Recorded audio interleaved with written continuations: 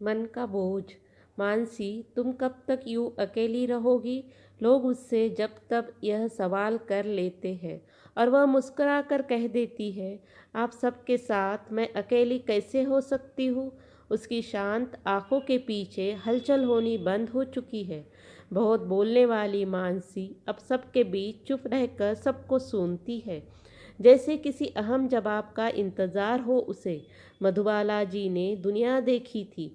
उनकी अनुभवी आंखें समझ रही थी कि कुछ तो हुआ है जिसने इस चंचल गुड़िया को संजीदा कर दिया है। लेकिन क्या?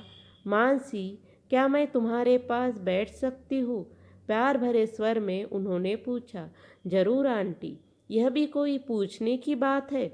मुस्कुराती हुई मानसी ने खिसक कर बेंच पर उनके बैठने के लिए जगह बना दी। कैसी हो? क्या चल रहा है आजकल? मधुबाला जी ने बात शुरू करते हुए पूछा। बस आंटी, वही रूटीन, कॉलेज, पढ़ाई, मानसी ने जवाब दिया। आप सुनाइए।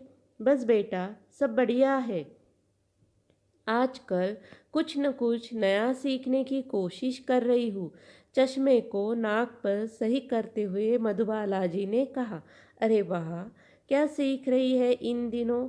मानसी ने कृत्रिम उत्साह दिखाते हुए कहा, जिसे मधुबाला जी समझकर भी अनदेखा कर गई। बस यही कि उन अपनों को कैसे अपना बनाया जाए, जो मुझे अपना कहते तो है पर अपना समझते नहीं। मधुबाला जी ने लंबी सांस भरी और चश्मा ऊपर बालों में टिकाते हुए मानसी की आंखों में आंखें डालकर अपनत्व भरे लहजे से कहा।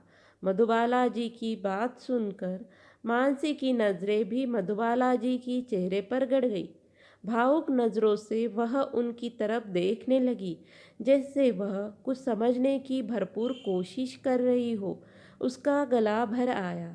कुछ हिचकिचाते हुए रूंधे स्वर में वह बोली, नहीं आंटी जी, जैसा आप समझ रही है ऐसी कोई बात नहीं है।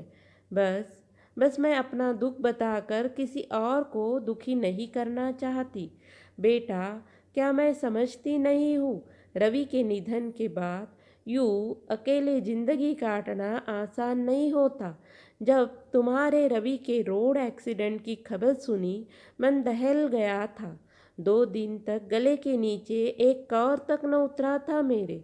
और साहिल ने तो अपने आप को कमरे में ही बंद कर लिया था। बड़ी मुश्किल से उसने स्वयं को संभाला है। मानसी अचंभित होकर बस मधुबाला जी की बातें सुन रही थी।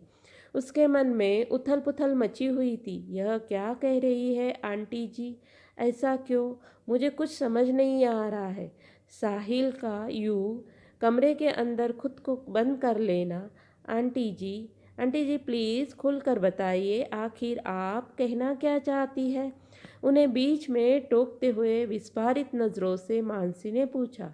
बेटी, जयपुर से ट्रांसफर लेकर जब हम दोबारा इस शहर में आए तो तुम्हारे बारे में हमें सब पता चला। जब तुम्हारे घर गई तो पता चला तुम यहाँ हो, इसलिए तुमसे मिलने यही चली आई। मधुबाला जी ने हौले से मानसी का हाथ अपने हाथ में ले लिया और बोलना जारी रखा। बेटी, साहिल तुम्हें बहुत चाहता है। उसने कई बार तुमसे अपने दिल की बात बतानी चाही, पर तुम तो जानती ही हो कि वह कितना शर्मीला है, कभी किसी लड़की से बात नहीं करता। तुम जब भी कभी रचना के साथ घर आती थी, साहिल किचन में मेरी मदद करने के लिए दौड़ा आता था और तुम्हें देखने के बहाने मेज पर नाश्ता भी खुद ही लगाता था। साहिल मन ही मन तुम्हें चाहने लगा था बेटी। तुम्हारा नाम सुनते ही साहिल का चेहरा टमाटर की तरह लाल सुर्ख हो जाया करता था। मैंने साहिल के मन को भाप लिया था, इसलिए जब साहिल से तुम्हारे बारे में बात की तो उसने मुझसे अपने दिल की बात कह दी। मानसी बेटा, किसी अच्छे मौके पर तुमसे इस विषय पर बात करके हम तुम्हारे मम्मी पापा से मिलने की सोच रहे थे, लेकिन शायद ईश्वर की कुछ और ही इच्छा थी। तुम्हारी शादी तय हो गई थी। एक और मधुबाला जी बोले जा रही थी, दूसरी ओर मानसी की आंखों से भर भर आंसू बह रहे थे। मानसी न जाने क्या सोच रही थी। साहिल खुशी में ही मेरी खुशी है बेटी। साहिल की पसंद तुम हो, कहो क्या तुम मेरे बेटे से शादी करोगी? बोलो मानसी बेटा, क्या मेरे साहिल से शादी करोगी? मानसी का गला रुद्ध था, अश्रु पलकों का दायरा तोड़ चुके थे।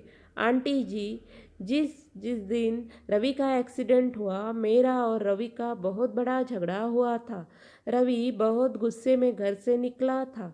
रवि का एक्सीडेंट रवि का एक्सीडेंट मेरी ही वजह से। मानसी के मन पर भर एक भार सा था। मानसी रवि के एक्सीडेंट का जिम्मेदार खुद को मान रही थी। नहीं, नहीं मानसी, तुम यह क्या कह रही हो? रवि की मौत की जिम्मेदार तुम नहीं हो। अपने मन से यह बोझ उतार दो। मानसी बेटा, जीवन और मृत्यु उस ऊपर वाले के हाथ में है। वह सबको गिन कर सांसें देता है और सांसें पूरी हो जाने के बाद वह उन्हें अपनी शरण में ले लेता है। इसमें तुम्हारा कोई दोष नहीं है। यह सब किस्मत का खेल है मानसी बेटा। मानसी वहीं बैठ गई और काफ़ी देर तक ज़मीन में अपना सिर गड़ाए रोती रही। मधुबाला जी चाहती थी कि मानसी आज जी भर कर रो ले, ताकि उसका दर्द पिघल कर पूरी तरह से बह जाए। इसलिए मधुबाला जी ने भी मानसी को रोने से नहीं रोका। रो ले बेटा, आज जी भर कर रो ले, क्योंकि मैं नहीं चाहती कि मेरी होने वाली बहू की आंखें दोबारा कभी नम हो। माँ, सिसकते हुए मानसी मधुबाला जी से लिपट गई। शायद मानसी के मन का बोझ अब उतर चुका था। दोस्तों, उम्मीद करती हूँ कि ये कहानी आप सबको पसंद आई होगी, तो प्लीज़ सब्सक्राइब पालावी पारवीत कहानियाँ चैनल। Thanks for